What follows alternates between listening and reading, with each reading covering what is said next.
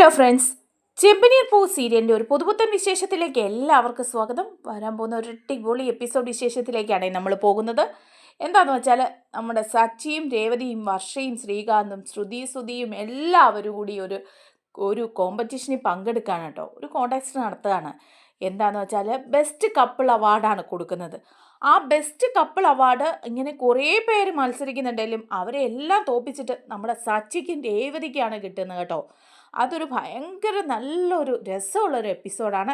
അതുപോലെ ഇത് അവർക്ക് കിട്ടിക്കഴിയുമ്പോൾ തങ്ങൾക്ക് കിട്ടുമെന്ന് പറഞ്ഞിരിക്കുക കേട്ടോ. ശ്രുതി അവർക്ക് കിട്ടാതെ സച്ചിക്കും രേവതിക്കും കിട്ടുമ്പോൾ ആകെ മൊത്തം കുശുംപാവാണ് ശ്രുതിക്ക്.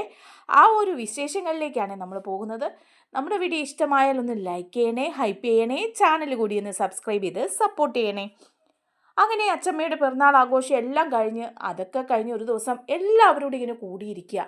അപ്പോഴേക്കാണ് നമ്മുടെ ശ്രീകാന്തും വർഷയും കൂടി വരുന്നത്. അപ്പോൾ ശ്രീകാന്ത് പറയാം, എല്ലാവരോടും ഒന്ന് വരണേ, ഒരു കാര്യം സംസാരിക്കാനാണെന്ന് പറയാണ്. അപ്പോൾ രവി ചോദിക്കുക, എന്താ ശ്രീകാന്ത്, എന്തിനാ ഇപ്പം എല്ലാവരും വിളിച്ചു വരുത്തുന്നത്? അല്ല, എനിക്കൊരു കാര്യം പറയാനായിട്ടാണെന്ന് പറയാം. അങ്ങനെ സച്ചിയും രേവതിയും ശ്രുതിയും ശ്രീകാന്തും വർഷയും അതുപോലെ രവിയും ചന്ദ്രയും എല്ലാവരും ഉണ്ട്. എല്ലാവരും കൂടി ഇരിക്കുമ്പം ഒരു 2-3 ഫോമൊക്കെ കാണിച്ചിട്ട് ശ്രീകാന്ത് പറയാണ്, എൻ്റെ കമ്പനി ഒരു കോമ്പറ്റീഷൻ നടത്തുന്നുണ്ട്, ഒരു കോൺടെസ്റ്റ്, ഒരു ബെസ്റ്റ് കപ്പിൾ അവാർഡാണ് കൊടുക്കുന്നത്. ബെസ്റ്റ് കപ്പിൾസിനെ കണ്ടുപിടിക്കാൻ വേണ്ടിയിട്ട് ഒരു മത്സരമാണ് നടത്തുന്നത്. നല്ല ദമ്പതികൾ ആരാണോ അവർക്കാണ് സമ്മാനം എന്ന് പറയാം. അപ്പോൾ ഉടനെ തന്നെ ശ്രുതിയും കൂടെ പറയാം, നമുക്കത് മത്സരിക്കാം, കാരണം നമ്മളെപ്പോലെ നല്ല ദമ്പതികൾ വേറെ കാണുകയില്ല, നമ്മളായിരിക്കും ബെസ്റ്റ് കപ്പിൾസ്, അത് നമുക്ക് തന്നെ കിട്ടുമെന്ന് പറയാം. അപ്പോൾ ശ്രീകാന്ത് പറയുന്നുണ്ട്, ദേ ഞാൻ 3 ഫോം വാങ്ങിച്ചിട്ട് വന്നിട്ടുണ്ട് ഈ വീട്ടിലുള്ളവർക്ക് കൊടുക്കാനായിട്ടെന്ന് പറയാം. അപ്പോഴേക്കും ഉടനെ തന്നെ പറയുന്നുണ്ട് ശ്രുതി, അതാർക്കാ, അച്ഛനും അമ്മയല്ലേ ഈ വീട്ടിലെ ബെസ്റ്റ് കപ്പിൾസ് എന്ന് പറയുകയാണ്. അപ്പോൾ ശ്രീകാന്ത് പറയാ, അതെ, അച്ഛനും അമ്മയും തന്നെയാണ് ഈ വീട്ടിലെ ബെസ്റ്റ് കപ്പിൾസ്, അതല്ലെന്ന് നമുക്ക് പറയാൻ പറ്റില്ല. പക്ഷേ അവിടെ മത്സരത്തിന് ചേരാൻ ഒരു ഏജ് ലിമിറ്റൊക്കെ ഉണ്ട്. അത് വെച്ച് നോക്കുമ്പോൾ അവർക്ക് മത്സരത്തിന് ചേരാൻ പറ്റില്ല. പിന്നെ ഇവിടെ മത്സരത്തിന് ചേരാൻ പറ്റുന്ന 3 കപ്പിൾസാണ് ഉള്ളത്. ആ 3 കപ്പിൾസിനുള്ള 3 ഫോം ഞാൻ വാങ്ങിക്കൊണ്ട് വന്നിട്ടുണ്ടെന്ന് പറയാം. അപ്പോൾ ശ്രുതി പറയാം, അതേതാ 3 കപ്പിൾസ്? ഞാനുണ്ട്, അതുപോലെ നിങ്ങളും ഉണ്ട്, പിന്നെ ആരാന്ന് ചോദിക്കുക. അപ്പോൾ ഉടനെ തന്നെ ശ്രീകാന്ത് പറയാം, അതെന്താ, സച്ചിയും രേവതിയും ഈ വീട്ടിലല്ലേ, സച്ചിയേട്ടൻ ഈ വീട്ടിലുള്ളതല്ലേ എന്ന് ചോദിക്കാന്. അവർ രണ്ടും ഈ വീട്ടിലുള്ള കപ്പിൾസ് അല്ലേ, അവർക്ക് മത്സരിക്കാൻ വേണമെന്ന് ചോദിക്കുമ്പം ശ്രുതി പറയുക, പിന്നെ അവർക്ക് മത്സരിച്ചു, അവരെന്ത് മത്സരിക്കാന്, അവർക്ക് എന്ത് വിലയുള്ളത്, ഇവർക്ക് പറയാൻ ഒരു നല്ല ജോലി എന്തെങ്കിലും ഉണ്ടോ? അങ്ങനെയുള്ളവരൊക്കെ ഇങ്ങനെയുള്ള മത്സരത്തിനൊക്കെ പോയാൽ എന്തെങ്കിലും സമ്മാനം കിട്ടാൻ പോകുന്നുണ്ടോ? ഇല്ലല്ലോ. അപ്പം ശ്രീകാന്ത് പറയാം, അതങ്ങനെയൊന്നുമില്ല, ആർക്ക് വേണേലും പങ്കെടുക്കാം, സച്ചിയേട്ടനും രേവതി ചേച്ചിയും ഈ മത്സരത്തിൽ പങ്കെടുക്കും. അപ്പോൾ പറയുന്നുണ്ട്, വർഷയും പറയാം, ശരിയാ, അവർ മത്സരത്തിൽ പങ്കെടുക്കും, അങ്ങനെയൊന്നുമില്ല, 3 ഫോമുണ്ട്, ആ 3 ഫോമും നമ്മൾ ഫില്ല് ചെയ്ത് കൊടുത്ത് നമ്മൾ 3 പേരും പങ്കെടുക്കും എന്ന് ശ്രീകാന്ത് പറയാം. എന്നിട്ട് ഫോം അങ്ങ് കൊടുക്കുകയാണ് കേട്ടോ ശ്രീകാന്ത്. അപ്പോൾ രവി ഫോം വാങ്ങിച്ചൊക്കെ നോക്കുന്നുണ്ട്. എന്നിട്ട് പറയാം, കൊള്ളാമല്ലോ സച്ചി, നീയും രേവതിയും കൂടി ഇതിൽ പങ്കെടുത്തോ എന്ന് പറയാം. അപ്പം സച്ചി പറയും, ഇതിലൊക്കെ പങ്കെടുത്തു, എന്തിനാ ഇതിൽ പങ്കെടുക്കുന്നത്, വേറെ പണിയൊന്നുമില്ല, മത്സരത്തിന് പോകുന്നു, ഇതിനൊന്നും ഞങ്ങൾക്കാർക്കും നേരെയില്ല, ജോലി കളഞ്ഞിട്ട് ഇതിനൊന്നും നടക്കാൻ പറ്റില്ലെന്ന് പറയാണ്. അപ്പോൾ ഉടനെ ശ്രീകാന്ത് പറയാം, അതിന് 1 ലക്ഷം രൂപ സമ്മാനമുണ്ട് കേട്ടോ. ആ 1 ലക്ഷം രൂപ ഒരു ബെസ്റ്റ് കപ്പിളിന് കിട്ടും, പോരാത്തതിന് ട്രോഫിയും എന്ന് പറയാം. അപ്പോൾ അത് കേൾക്കുമ്പോൾ നമ്മുടെ സച്ചി രേവതി അങ്ങോട്ടും ഇങ്ങോട്ടും നോക്കുക. അതുപോലെ തന്നെ ശ്രുതിയും കൂടെ നോക്കുന്നുണ്ട്. എന്നിട്ട് ശ്രുതിയോട് പറയാം, ദേ 1 ലക്ഷം രൂപയായിരിക്കും സമ്മാനം, അങ്ങനെയാണെങ്കിൽ നമുക്ക് മത്സരിക്കാം, നമുക്ക് തന്നെ അത് കിട്ടും, വേറെ ആർക്കും കിട്ടാനൊന്നും പോകുന്നില്ല, നമ്മളെപ്പോലെ നല്ല കപ്പിൾസ് വേറെ ആരാ ഉള്ളത്, അതുകൊണ്ട് ഉറപ്പാണ് നമുക്ക് ആ 1 ലക്ഷം രൂപ എന്ന് പറയാണ്. അപ്പോൾ രേവതി സച്ചിയും കൂടെ അങ്ങോട്ടും ഇങ്ങോട്ടും നോക്കിയിട്ട് സച്ചി പറയാം, 1 ലക്ഷം രൂപയൊക്കെ സമ്മാനമുണ്ടോ? ഞാനോർത്തു വെറുതെ ഒരു ട്രോഫി തന്ന് വിടുകയേ ഉള്ളെന്ന്, അതുകൊണ്ടാണ് ഞാൻ ഇല്ലെന്ന് പറഞ്ഞത്. 1 ലക്ഷം രൂപ സമ്മാനം ഉണ്ടെങ്കിൽ ഞാനും രേവതിയും മത്സരിക്കുന്നുണ്ടെന്ന് പറയാം. അപ്പോൾ രേവതിയും പറയാം, ശരിയാ, ഞങ്ങൾ മത്സരിക്കുന്നുണ്ടെന്ന് പറയാം. അപ്പോൾ ശ്രീകാന്ത് പറയാം, നമുക്ക് 3 പേർക്ക് മത്സരിക്കാം, ഇതിൽ ആർക്കാണ് ഫസ്റ്റ് കിട്ടുന്നതെന്ന് വെച്ചാൽ അവർക്ക് കിട്ടുമല്ലോ 1 ലക്ഷം രൂപ. അപ്പോൾ ചാച്ചി പറയാം, ശരിയാ, 1 ലക്ഷം രൂപ കിട്ടുക എന്ന് പറഞ്ഞാൽ അത് വലിയ കാര്യമാണ്, ഒരുപാട് ആവശ്യമുണ്ട്, ഇപ്പോൾ റൂം കെട്ടാനൊക്കെ വേണ്ടിയിട്ട് ഞങ്ങൾ കുറച്ച് പണമൊക്കെ സേവ് ചെയ്യുന്നുണ്ട്, അതിൻ്റെ കൂടെ അതുകൂടി സേവ് ചെയ്ത് വെക്കാമെന്ന് പറയാണ്. അങ്ങനെ അവർ മത്സരത്തിൽ പങ്കെടുക്കാൻ തീരുമാനിക്കുക. അപ്പോൾ ചന്ദ്രയ്ക്ക് ഇതൊന്നും കേട്ടിട്ട് അത്ര ഇഷ്ടപ്പെടാതെ ഇങ്ങനെ ഇരിക്കുകയാണ് കേട്ടോ. അതേസമയം രവി പറയുന്നുണ്ട്, ശരിയാ, നിങ്ങൾ 3 പേരും പോയി മത്സരിക്കുക, നല്ല രീതിയിൽ കോമ്പറ്റീഷനിൽ പങ്കെടുത്ത് വിൻ ചെയ്ത് വാ എന്നൊക്കെ പറഞ്ഞു വിടുക.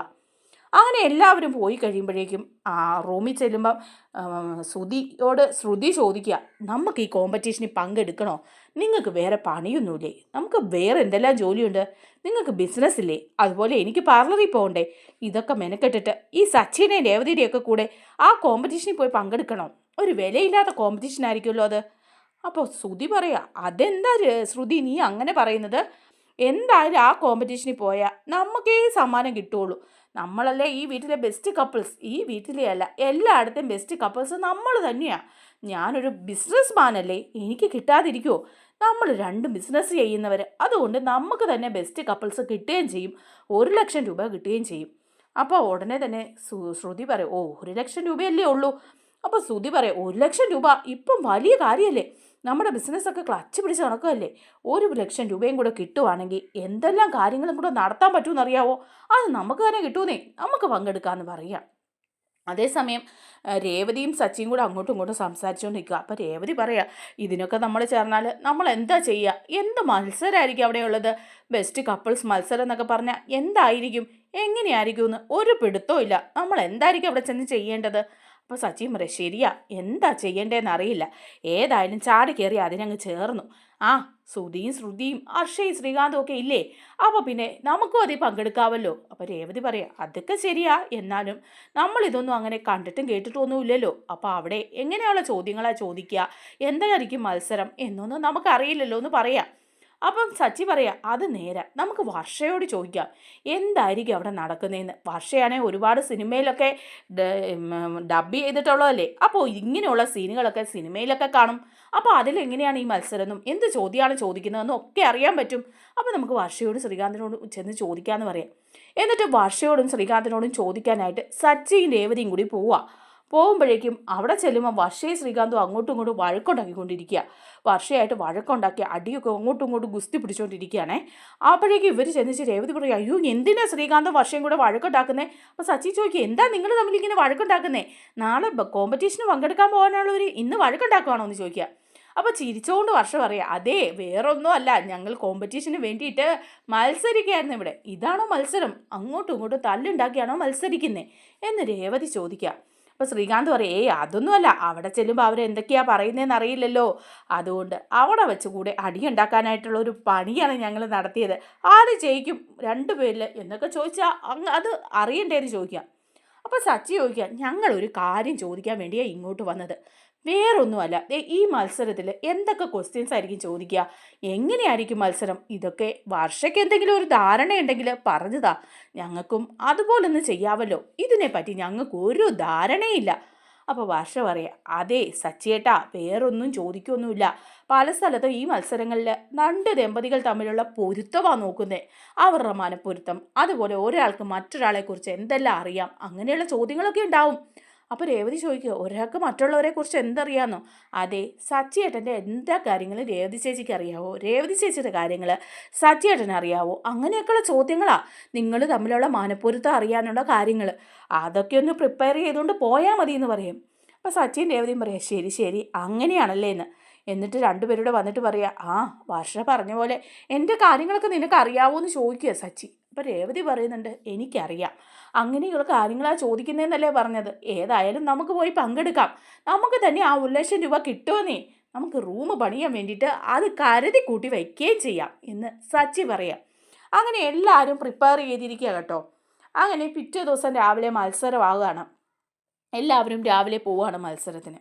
അപ്പോൾ അവിടെ വേറെ കുറച്ച് ടീമുകളും കൂടിയുണ്ട്, വലിയൊരു ഓഡിയൻസ് ഒക്കെ ഉണ്ട്, സ്റ്റേജുണ്ട്, ജഡ്ജസ് ഉണ്ട്. അപ്പോൾ ഒരു അവതാരക വന്നിട്ട് പറയാണ്, ഇൻട്രൊഡക്ഷനൊക്കെ പറഞ്ഞ് എല്ലാവരെയും സ്വീകരിക്കുകയും ഇവിടെ ഒരു ബെസ്റ്റ് കപ്പിൾ അവാർഡ് നടത്താൻ പോവാണ്, അതിനായിട്ട് പങ്കെടുക്കുന്നവരെ എല്ലാം സ്വാഗതം ചെയ്യുന്നു. അതുപോലെ ഇതിനായിട്ടിരിക്കുന്ന ജഡ്ജസിനെ നിങ്ങൾക്ക് പരിചയപ്പെടുത്താമെന്ന് പറഞ്ഞിട്ട് പറയാണ്, ഒരു സൈക്കാട്രിസ്റ്റ് ഉണ്ട്, ഒരു എഴുത്തുകാരിയുണ്ട്, ഒരു എഴുത്തുകാരനുണ്ട്, അങ്ങനെയുള്ള കുറച്ച് പേര് ആണ് ജഡ്ജസ് ആയിട്ട് വന്നിരിക്കുന്നത്. അപ്പോൾ ആ ജഡ്ജസിനെയൊക്കെ പരിചയപ്പെടുത്തി, ജഡ്ജസാണ് കേട്ടോ നിങ്ങളോടുള്ള ക്വസ്റ്റ്യൻസ് ചോദിക്കുക എന്നൊക്കെയുള്ള കാര്യങ്ങൾ പറയുകയാണ്. ആദ്യമേ സെൽഫ് ഇൻട്രൊഡക്ഷൻ എല്ലാവരെയും സ്റ്റേജിൽ കയറ്റി നിർത്തി എല്ലാവരും ഇൻട്രൊഡക്ഷൻ ചെയ്യാൻ പറയുകയാണ്. അപ്പോൾ എല്ലാവരും കയറുന്ന പേരൊക്കെ പറയും, അവരുടെ ജോലി പറയുകയൊക്കെ ചെയ്യുക. അപ്പോൾ വലിയ ബിസിനസ് മാൻ ആണെന്നാണ് ശ്രുതി പറയുന്നത്. ബ്യൂട്ടി പാർലർ നടത്തുകയാണെന്നാണ് ശ്രുതി പറയുന്നത്. വർഷയും ശ്രീകാന്തും അവരുടെ ജോലി പറയുന്നുണ്ട്. സച്ചിയും രേവതിയും പറയുന്നുണ്ട്. സച്ചി പറയാണ് ഞാനൊരു ടാക്സി ഡ്രൈവറാണെന്ന് പറയുന്നുണ്ട്. രേവതി ആണെങ്കിൽ പറയുകയാണ് ഞാനൊരു മാലകെട്ടുകാരിയാണ്, വണ്ടിയിൽ മാല കെട്ടി ഓർഡർ എടുത്ത് വീടുകളിൽ കൊടുത്ത് വിൽക്കുകയാണ് ഞാൻ ചെയ്യുന്നത് എന്നൊക്കെ പറയാം. അപ്പോൾ അവരുടെ ആ നിഷ്കളങ്കമായ വർത്തമാനമൊക്കെ കേൾക്കുമ്പം ജഡ്ജസിനും ഓഡിയൻസിനും ഒക്കെ ഭയങ്കരമായിട്ട് ഇഷ്ടപ്പെടുകയാണ്. പിന്നെ അത് പല ലെവലായിട്ടാണ് കേട്ടോ മത്സരം നടക്കുന്നത്. ആദ്യത്തെ ലെവലിൽ ഓരോരുത്തരും അവരവരുടെ കഴിവുകൾ എന്താണെന്ന് കാണിക്കണം. അതിനുവേണ്ടി ആദ്യമേ ഈ കപ്പിൾസിൽ നിന്ന് പെണ്ണുങ്ങളെ മാത്രം വിളിക്കുകയാണ്. അങ്ങനെ പെണ്ണുങ്ങളെ മാത്രം വിളിച്ചിട്ട് ഓരോരുത്തരോടും ചോദിക്കുക നിങ്ങൾക്ക് എന്തെല്ലാം കഴിവുകളാണ് ഉള്ളതെന്ന്. അപ്പോഴേക്കും നമ്മുടെ ശ്രുതി പറയുന്നുണ്ട് കേട്ടോ, ഞാനൊരു ബ്യൂട്ടീഷ്യനാണ്, ഞാൻ നന്നായിട്ട് എല്ലാവരെയും മേക്കപ്പ് ചെയ്യും, ആൺകുട്ടികളെ മേക്കപ്പ് ചെയ്ത് പെൺകുട്ടിയെ പോലെ ആക്കാനുള്ള കഴിവ് എനിക്കുണ്ട് എന്ന് പറയണം. ഓക്കെ, അത് സ്വീകരിക്കണം. വർഷ പറയുന്നുണ്ട് ഞാനത് പലരുടെയും ശബ്ദം അനുകരിക്കും എന്ന് പറയാണ്. ഓക്കെ, അപ്പോൾ അത് കഴിയുമ്പോൾ പിന്നെ രേവതിയോടാവും ചോദ്യം. വേറെ കുറേ കണ്ടസ്റ്റൻസും കൂടി ഉണ്ട് കേട്ടോ. അപ്പോൾ രേവതിയോട് ചോദിക്കുക. അപ്പോൾ രേവതി ഇങ്ങനെ നിൽക്കുകയാണ്, എന്ത് കഴിവാണ് എനിക്കുള്ളത്, ഞാൻ എന്താ ചെയ്തത്, എന്താ എനിക്കൊരു പ്രത്യേകിച്ച് കഴിവ് എന്നൊക്കെ പറഞ്ഞ് രേവതി ഇങ്ങനെ ആലോചിച്ച് നിൽക്കുക. അപ്പോൾ സാച്ചി അവിടെ നിന്ന് ചാടി എണീറ്റിട്ട് പറയാം, അതേ എൻ്റെ ഭാര്യ രേവതി ഉണ്ടല്ലോ, കണ്ണ് കെട്ടി മാല കിട്ടും, അതെ ഒരു 10 മിനിറ്റ് കൊണ്ട് 10 മുഴം മാല കിട്ടും എന്നൊക്കെ ഇങ്ങനെ അങ്ങ് പറയാണ്. അപ്പോൾ അവിടെ ഇരിക്കുന്നവരെല്ലാം കൈയടിക്കുക, അത് കൊള്ളാമല്ലോ എന്ന് പറയാം. അപ്പോൾ രേവതിയും പറയാം ശരിയാ ഞാനത് ചെയ്യുമെന്ന് പറയാം. പിന്നത്തെ സെക്ഷനിൽ വരുന്നത് ഇതോരോന്നും ഇവർ ചെയ്ത് കാണിക്കണം. അങ്ങനെ നമ്മുടെ ശ്രുതിയാണെങ്കിൽ ഒരാൺകുട്ടിയെ പെൺകുട്ടിയായിട്ട് മേക്കപ്പ് ചെയ്ത് കാണിക്കുന്നുണ്ട്. അത്ര വലിയ പെർഫെക്ഷനൊന്നും ഇല്ല. അതുപോലെ തന്നെ വർഷ ചെയ്യുന്നത് എന്താണെന്ന് വെച്ചാൽ സ്റ്റേജിൽ കയറിയിട്ട് ഞാൻ പലരുടെയും ശബ്ദം അനുകരിക്കും, ഇപ്പം ഞാൻ എൻ്റെ ഒറിജിനൽ വോയിസിലാണ് സംസാരിക്കുന്നത്, ഇനി ഞാൻ എൻ്റെ അമ്മായിയമ്മയുടെ ശബ്ദത്തിൽ സംസാരിക്കാമെന്ന് പറഞ്ഞിട്ട് നമ്മുടെ ചന്ദ്രയുടെ ശബ്ദത്തിൽ സംസാരിക്കുന്നുണ്ട്. അതൊക്കെ കേട്ട് എല്ലാവരും കൈയടിക്കുകയൊക്കെ ചെയ്യുന്നുണ്ട്. അത് കഴിയുമ്പോൾ രേവതിയുടെ ഉഴവാകുക. അപ്പോൾ രേവതിയോട് പറയുമ്പോൾ രേവതി കണ്ണ് കെട്ടി മാല കെട്ടുകയാണ്. അപ്പോൾ കുറേ പൂവും സംഭവങ്ങളും എല്ലാം കൊണ്ട് കൊടുത്തിട്ടുണ്ട്. രേവതി കണ്ണ് കെട്ടിയിരുന്ന് മാല കെട്ടുക. അപ്പോൾ അത് അത്രയും സമയം കൊണ്ട് അത്രയും മുഴ മാല കെട്ടണം, പെട്ടെന്ന് കെട്ടുകയാണ്. സച്ചിയാണെങ്കിൽ ഇങ്ങനെ പ്രോത്സാഹിപ്പിച്ച് കൊടുത്തോണ്ടേയിരിക്കുക. അപ്പോൾ അത് കാണുമ്പോൾ നമ്മുടെ ശ്രുതിക്ക് അത്ര ഇഷ്ടപ്പെടുന്നില്ല. ശ്രുതി പറയും ഇവൻ എന്തേ കാണിക്കുന്നത്, ഇവന് വേറെ പണിയൊന്നുമില്ലേ ഇങ്ങനെ കിടന്ന് ഒച്ച വയ്ക്കുന്നേ. അപ്പോൾ ശ്രീകാന്ത് പറയാം എൻ്റെ ശ്രുതിയേട്ടൻ ഒന്നും മിണ്ടാതിരിക്കും, സച്ചിയേട്ടൻ രേവതി ചേച്ചിയല്ലേ പ്രോത്സാഹിപ്പിക്കുന്നത്, അതിന് ശ്രുതിയേട്ടൻ എന്താ കുഴപ്പം എന്നൊക്കെ ഇങ്ങനെ ചോദിക്കാം. അങ്ങനെ സംഗതിയൊക്കെ അടിപൊളിയായിട്ട് നടക്കുകയാണ് കേട്ടോ. മത്സരം ഇങ്ങനെ നടന്നുകൊണ്ടേ ഇരിക്കുക. അപ്പോൾ രേവതി ആണെങ്കിൽ ഈ മാല അങ്ങ് കെട്ടിക്കഴിഞ്ഞു, എഴുന്നേറ്റ് നിന്ന് കാണിക്കുകയാണ്. അപ്പോൾ എല്ലാവരും കൈയടിക്കുകയാണ്, കണ്ണടച്ച് ഇത്രയും സമയത്തിനുള്ളിൽ ഇത്രയും മാല കിട്ടിയെന്ന് പറയുമ്പോൾ. അപ്പോൾ ഏറ്റവും കൂടുതൽ സന്തോഷം സച്ചിക്കാണ്. സച്ചി അങ്ങ് കൈയടിച്ച് പറപ്പിക്കുകയാണ് കേട്ടോ. അതിനുശേഷം ഒരു സെക്ഷൻ വരികയാണ്, ഭാര്യ ഭർത്താക്കന്മാർ പരസ്പരം മുഖത്തോട് മുഖം നോക്കിയിരുന്ന് പ്രണയത്തോടു കൂടി സംസാരിക്കണം. അങ്ങനെ ആദ്യം ശ്രുതിയും കൂടി വന്നിരിക്കുക. അപ്പോൾ ശ്രുതിയുടെ കയ്യിൽ ഇങ്ങനെ പിടിച്ചിട്ട് പ്രണയാതുരമായിട്ട് ഇങ്ങനെ നോക്കിയിട്ട് പറയുകയാണ്, ശ്രുതി എൻ്റെ ജീവിതത്തിലേക്ക് വന്നതാണ് ഏറ്റവും നല്ല കാര്യം. ജീവിതത്തിൽ ഞാനിങ്ങനെ പകച്ചു നിന്ന നിമിഷത്തിൽ ശ്രുതി എത്തി, അതോടുകൂടി എൻ്റെ ജീവിതത്തിന് ഒരർത്ഥമുണ്ടായി. ഇപ്പോൾ എന്ത് ചെയ്യണം, എങ്ങനെ ജീവിക്കണം എന്നൊക്കെ ഞങ്ങളിങ്ങനെ വിചാരിച്ചുകൊണ്ടിരിക്കുകയാണ്. എൻ്റെ ജീവിതത്തിന് അർത്ഥമുണ്ടാക്കിയത് ശ്രുതിയാണ്. അവൾ എന്നിൽ നിന്ന് ഒരു കാര്യവും മറച്ചു വെച്ചിട്ടില്ല. ഞാൻ എന്തെങ്കിലുമൊക്കെ ശ്രുതിയിൽ നിന്ന് മറച്ചു വെച്ചിട്ടുണ്ടാവും, പക്ഷേ ശ്രുതി ഒന്നും മറച്ചു വെച്ചിട്ടില്ല എന്നിങ്ങനെ പറയുമ്പോഴേക്ക് ശ്രുതിയുടെ നെഞ്ചൊന്ന് കാളുന്നുണ്ട് കേട്ടോ. ഒന്നും മറച്ചു വെച്ചിട്ടില്ല എന്ന് പറയുമ്പോൾ നല്ല രീതിയിൽ തന്നെ മറച്ചു വെച്ചിരിക്കുകയാണല്ലോ.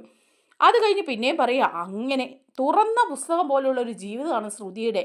അതുകൊണ്ട് ഇവളാണ് എൻ്റെ എല്ലാം എന്നൊക്കെ പറയുമ്പോൾ തന്നെ ശ്രുതിക്കങ്ങ് സഹിക്കാൻ പറ്റുന്നില്ല. കാരണം എല്ലാ കള്ളത്തനങ്ങളും ചെയ്ത് കൂട്ടി വച്ചിരിക്കുകയാണല്ലോ ശ്രുതിയിൽ നിന്ന് മറച്ച്. പെട്ടെന്ന് ശ്രുതി ചാടി എണീറ്റ് ശ്രുതിയുടെ വാ പൊത്തു. എന്നിട്ട് പറയുന്നുണ്ട് വേണ്ട, ഇനി ഒന്നും പറയണ്ട, ഇത് മതിയെന്ന് പറയാം. അങ്ങനെ അത്രയും പറഞ്ഞ് അവരിറങ്ങാണ്. അത് കഴിയുമ്പോൾ വർഷയും ശ്രീകാന്തും വന്നിരിക്കുമ്പോൾ ശ്രീകാന്ത് ഇതുപോലെ വർഷയുടെ കൈ പിടിച്ചിട്ട് പറയുക, വർഷ എൻ്റെ ഭാര്യ മാത്രമല്ല എൻ്റെ ഫ്രണ്ടാണ്, ഞങ്ങൾ തമ്മിൽ പരസ്പരം ഭയങ്കര സ്നേഹമാണ്, അങ്ങനെയാണ് ഇങ്ങനെയാണ് എല്ലാ കാര്യങ്ങളും ഞങ്ങൾ ഷെയർ ചെയ്യും. ഞങ്ങളുടെ വീട്ടിൽ അച്ഛനും അമ്മയ്ക്കും ഞങ്ങൾ 3 മക്കളാണുള്ളത്, അതുപോലെ എനിക്കും ശ്രുതിക്കും 3 മക്കൾ ഉണ്ടാവണം എന്നാണ് എൻ്റെ ആഗ്രഹം, അതാണ് ശ്രുതിയുടെ ആഗ്രഹം എന്ന് പറയാം. അപ്പോൾ ശ്രുതിക്ക് അത് ഇഷ്ടപ്പെടുന്നില്ല. 3 മക്കളുണ്ടാവണം എന്ന ആഗ്രഹം, അത് ശ്രുതിയോട് ഒപ്പീനിയൻ ചോദിക്കാതെ. പെട്ടെന്ന് ശ്രുതി പറയുക, അതെന്താ ശ്രീകാന്തെ നീ അങ്ങനെ പറയുന്നത്, നീ എന്നോട് ചോദിച്ചിരുന്നോ അങ്ങനെ, ഞാൻ എപ്പോഴെങ്കിലും നിന്നോട് പറഞ്ഞോ നമുക്ക് 3 കുട്ടികൾ വേണമെന്ന്, അതൊന്നും നടക്കാൻ പോകുന്ന കാര്യമൊന്നുമില്ല, നമ്മൾ നല്ല സ്നേഹത്തിലാണ്, നല്ല കപ്പിൾസാണ്, അതൊക്കെ ശരി, പക്ഷേ 3 കുട്ടികളുടെ കാര്യമൊന്നും ഞാൻ തീരുമാനിച്ചിട്ടില്ലെന്ന് പറയാം. അപ്പോൾ ശ്രീകാന്ത് പറയാം, ദേ ഇവിടെ എല്ലാവരും കേൾക്കുമ്പം എന്തെങ്കിലും വിചാരിക്കും.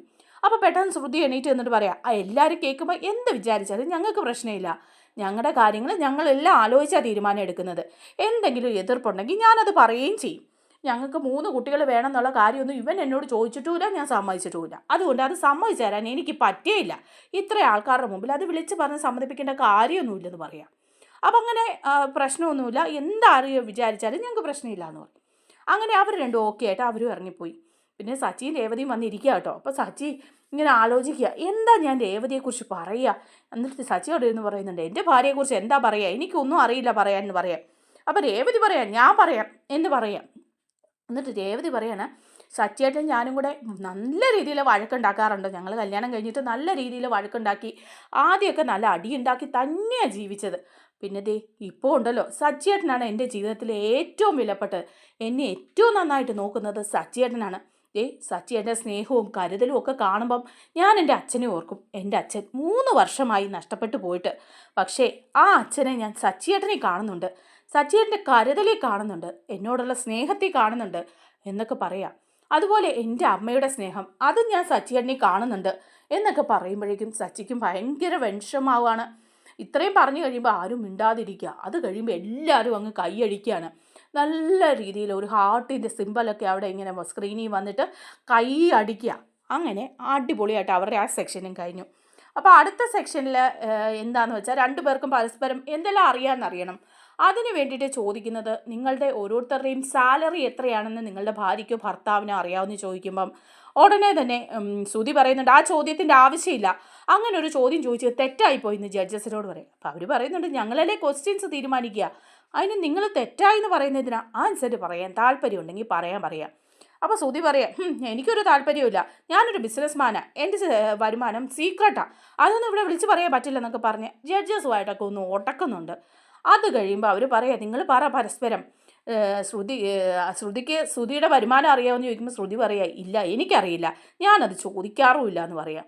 അപ്പോൾ ശ്രുതിയും പറയാം, ഞാനും അത് ചോദിക്കാറില്ല. അപ്പോൾ ശ്രുതി പറയാം, എനിക്ക് 50,000 രൂപയോ കൂടുതൽ ഞാനൊരു മാസം സമ്പാദിക്കുന്നുണ്ട്, അതിൽ 25,000 രൂപ ഞാൻ എൻ്റെ സ്വന്തം ചിലവുകൾക്കായിട്ട് ഉപയോഗിക്കുമെന്ന് പറയുമ്പോൾ അയാൾ ചോദിക്കുക, സ്വന്തം ചിലവോ, അതെന്തിനാ ഇത്രയും രൂപ ചിലവെന്ന് ചോദിക്കുക. അപ്പോൾ പറയുന്നുണ്ട്, അതെന്താന്ന് വെച്ചാൽ എൻ്റെ അമ്മയ്ക്ക് കൊടുക്കണം, അമ്മയല്ല ആൻറ്റിക്ക് കൊടുക്കണം, അതുപോലെ തന്നെ മറ്റുള്ളവർക്ക് കൊടുക്കണം, പിന്നെ കുറച്ച് സ്വന്തം ചിലവുകളുണ്ട്, കസ്റ്റമേഴ്സിനും ക്ലയൻസിനും ഒക്കെ ഗിഫ്റ്റ് കൊടുക്കണം, പിന്നെ എന്നെ ബ്ലാക്ക് മെയിൽ ചെയ്യുന്നവർക്കും കൊടുക്കണം പണം എന്ന് പറയുക. അപ്പോൾ എല്ലാവരും ഞെട്ടിപ്പോവാണേ, ശ്രുതിയും ഞെട്ടിപ്പോവാ. അപ്പോൾ അയാൾ ചോദിക്കുകയാണ്, ജഡ്ജെ അതെന്താ ബ്ലാക്ക് മെയിൽ ചെയ്യുന്നവർക്ക്, ശ്രുതി ആരാ ബ്ലാക്ക് മെയിൽ ചെയ്യുന്നതെന്ന് ചോദിക്കുമ്പോൾ ശ്രുതി ഞെട്ടിക്കിളി പോവുക. അപ്പോൾ പെട്ടെന്ന് മാറ്റി പറയാം, അതെ അത് വേറൊന്നുമല്ല, നമ്മൾ വഴിയെ പോകുമ്പം ചില അമ്മമാർ കൊച്ചു കുട്ടികളെയും കൊണ്ടുവന്ന് ധർമ്മം ചോദിക്കില്ലേ, അതും ഒരു ഇമോഷണലി ബ്ലാക്ക് മെയിൽ ചെയ്യലല്ലേ, അവർക്കൊക്കെ എന്തെങ്കിലും കൊടുക്കണ്ടേ, അതാ ഞാൻ ഉദ്ദേശിച്ചതെന്ന് പറഞ്ഞ് അങ്ങ് ഒഴിയുകയാണ്. അപ്പം ശ്രുതിക്കും പരസ്പരം അതറിയില്ല. അത് കഴിയുമ്പോൾ വർഷയ്ക്കും ശ്രീകാന്തിനും അവർ പരസ്പരം 2 പേരുടെയും വരുമാനം ചോദിക്കാറില്ല, സ്വന്തമായിട്ട് അധ്വാനിച്ച് സ്വന്തമായിട്ട് ഉപയോഗിക്കും, വീട്ടിലേക്ക് 2 പേരും ഷെയർ ഇട്ട് കൊടുക്കും എന്ന് പറയണം. അതേസമയം രേവതിയും സച്ചിയും കൂടി ഇരിക്കുമ്പോൾ അവരോട് ചോദിക്കുമ്പോൾ ഉടനെ സച്ചി പറയാം, എനിക്കറിയാം എൻ്റെ ഭാര്യയുടെ കാര്യങ്ങൾ, അവൾ നല്ല രീതിയിൽ സമ്പാദിക്കുന്നുണ്ട് എന്നൊക്കെ പറഞ്ഞാൽ കണക്ക് അങ്ങോട്ട് പറയുകയാണ് കേട്ടോ.